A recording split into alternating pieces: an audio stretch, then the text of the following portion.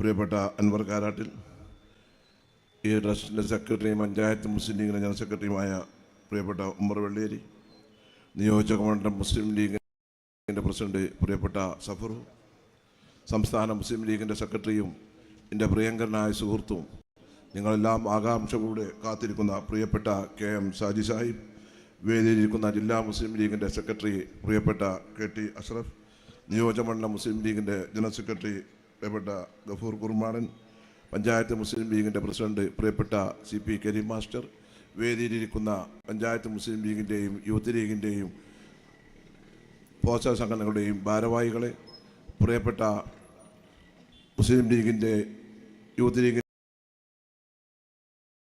പ്രിയപ്പെട്ട നാട്ടുകാരെ, Shihab Thangal relief charity centre Areekode എന്ന് പറയുന്നത്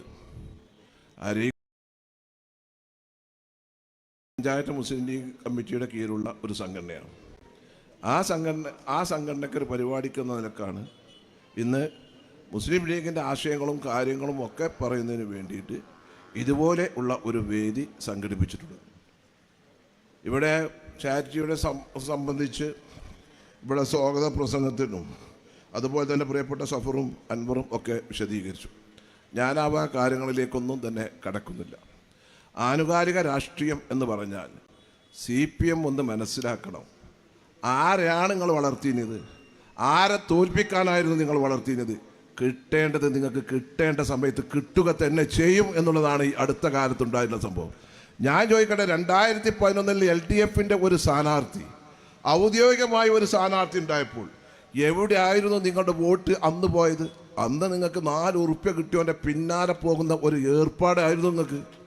അന്ന് എന്തുകൊണ്ട് LDFിൻ്റെ ഇന്ന് നിങ്ങൾ പറയുന്ന ഇടതുപക്ഷം, ഞങ്ങൾ കമ്മ്യൂണിസ്റ്റുകാരാന്ന് പറയുന്ന നിങ്ങളുടെ ഇന്ന് അപ്പുറത്തിരിക്കുന്ന ഭരണകക്ഷിയിലെ MLA നിരന്തരമായി നിങ്ങളെ വിമർശിക്കുമ്പോൾ എവിടെ പോയിരുന്നു ആ ആവേശം? അന്നത്തെ ആവേശം ഇപ്പോൾ കാണുന്നില്ലല്ലോ. അന്ന് ഞാൻ ഇവിടെ സ്ഥാനാർത്ഥിയായി വന്നപ്പോൾ 2500 വോട്ടാണ് LDFിൻ്റെ ഔദ്യോഗിക സ്ഥാനാർത്ഥിക്ക് ഷാജി ഇവിടെ കിട്ടിയത്. 47,000 വോട്ട്. CPMൻ്റെ വോട്ട് അപ്പുറത്ത് പോയില്ലേ? ഇപ്പോൾ നിങ്ങളെന്തായി? ഇപ്പോൾ നിങ്ങൾ 2016 2020 ജയിപ്പിച്ചു. മുസ്ലിം ലീഗിനെ തകർക്കുന്നതിന് വേണ്ടിയിട്ട് പലതരത്തും നിങ്ങൾ സ്വതന്ത്രന്മാരെ കൊണ്ടുവന്നു. ജലീലിനെ കൊണ്ടുവന്നു, ലില്ലി ഗഫൂറിനെ കൊണ്ടുവന്നു, കാരാട്ട് റസാഖിനെ കൊണ്ടുവന്നു, പിന്നെ KP മുഹമ്മദ് മകനെ കൊണ്ടുവന്നു, മുസ്തഫാനെ കൊണ്ടുവന്നു. ഇങ്ങനെ നിങ്ങൾ എത്ര ആളെ കൊണ്ടുവന്നു? ഇപ്പം എന്തായി? ഒക്കെ തിരിഞ്ഞ് കുത്താൻ തുടങ്ങി. ഇപ്പോഴാണ് നിങ്ങൾക്ക് പാർട്ടിയെ പറഞ്ഞാൽ നിങ്ങളൊരു ചുക്കും ചെയ്യൂല, ആരും നിങ്ങൾക്ക് ചെയ്യാനും കഴിയില്ല, അതിനുള്ളൊരു ബാല്യം നിങ്ങൾക്ക് ഇല്ല എന്നുള്ളതാണ് ഇപ്പോഴത്തെ അടുത്ത കാലത്തെ കേരള രാഷ്ട്രീയത്തിൽ. ഇന്നൊക്കെ നിയമസഭയിൽ പോയി നോക്കണം. ഇന്ന് രാവിലെ ചെല്ലുമ്പോൾ ഒരൊറ്റ ഒന്നിൻ്റെ മുഖത്ത് ഒരു തെളിച്ചവും ഇല്ല. മുഖ്യമന്ത്രിയുടെ മുഖത്തൊക്കെ അതിൽ കടന്നൽ കുത്തിയ മാതിരി ഉണ്ട്. ആരെങ്ങൾ ഇന്നത്തെ സ്ഥിതി അതാണ്.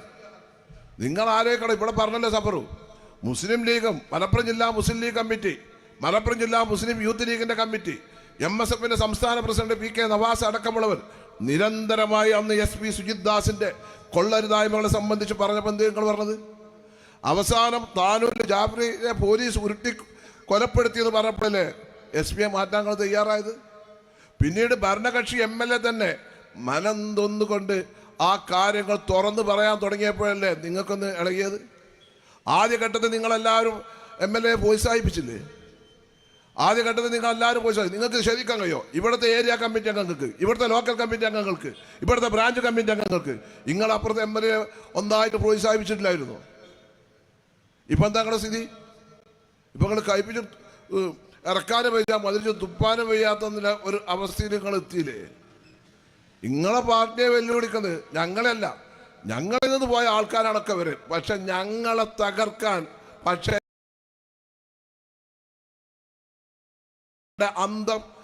നിങ്ങളുടെ അന്ത്യം ഞങ്ങളെ തകർക്കാൻ വന്ന് നിങ്ങൾ വളർത്തിയവരെ കൊണ്ട്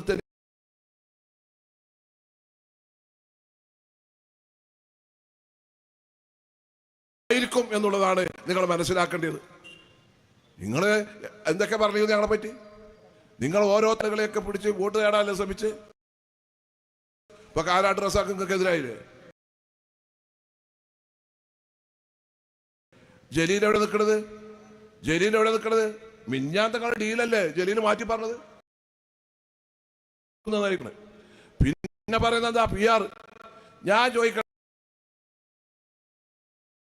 മുഖ്യമന്ത്രി പറയുന്നു എനിക്ക് പബ്ലിക് റിലേഷന്റെ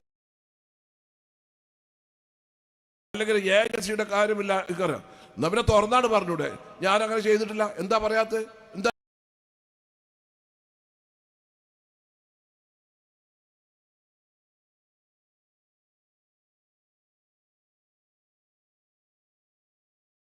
കാര്യമില്ല? ഇക്കറിയാം, എന്നാ പിന്നെ തുറന്നാണ് പറഞ്ഞൂടെ?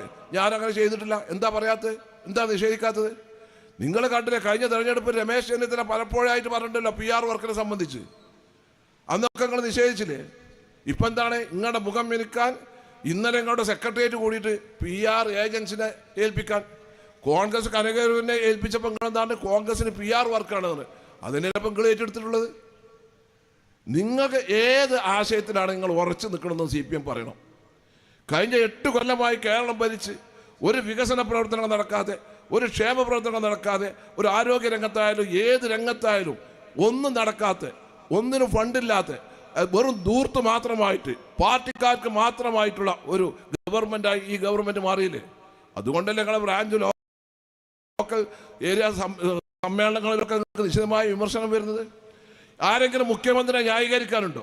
സാധാരണ മുഖ്യമന്ത്രിയെ പറഞ്ഞാൽ, നിങ്ങളുടെ പോളിറ്റ് ബ്യൂറോ മെമ്പറെ പറഞ്ഞാൽ എത്ര ആൾ പ്രസ്താവനയായിട്ട് ഇറങ്ങും? ഞാൻ ഷാജി പറഞ്ഞ മാതിരി, പ്രതിപക്ഷ നേതാവ് പറഞ്ഞ മാതിരി വളരെ സങ്കടമുണ്ട്. അയാൾക്ക് പറയാൻ വേണ്ടി റിയാസ് മാത്രമേ ഉള്ളൂ എന്നുള്ളത്. മറ്റ് ആനുകാലിക രാഷ്ട്രീയ കാര്യങ്ങൾ സംബന്ധിച്ച് ഞാൻ കൂടുതൽ സംസാരിക്കില്ല. കാരണം ഷാജി ഇത് കഴിഞ്ഞിട്ട് കാവങ്ങപ്പാറ ഒരു പരിപാടിയുണ്ട്. ഒരു 1.25 മണിക്കൂർ ഷാജിക്ക് പ്രസംഗിക്കുവാണോ? ഷാജിൻ്റെ പ്രസംഗം കേൾക്കാനാണ് നിങ്ങളെല്ലാവരും ഒന്ന്. ഞാൻ ഇവിടെ കൂട്ടിലെ പോയ എനിക്ക് എപ്പോഴും നിങ്ങളോട് കാര്യങ്ങൾ പറയാം.